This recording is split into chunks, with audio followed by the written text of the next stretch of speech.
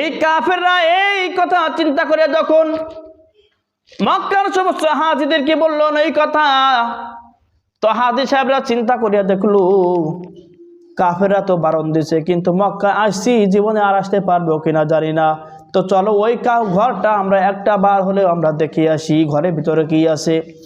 ওই হাজি সাহেবরা দল বেঁধে বেঁধে তারা ওই নবী মুহাম্মদকে যে ঘরের ভিতরে আটকে রেখেছে ওই ঘরটা দেখার জন্য দলে দলে পাখির মতো ঝাঁক দিয়ে দিয়ে তারা ঘরের পাশে আসে আর কান লাগায় শুনতেছে কোরআন, সুন্দর কণ্ঠ দিয়ে কোরআন তেলাওয়াত করতেছে। প্রত্যেক হাজির দিলের ভিতরে কোরআন তেলাওয়াতটা খুব ভালো লেগেছে।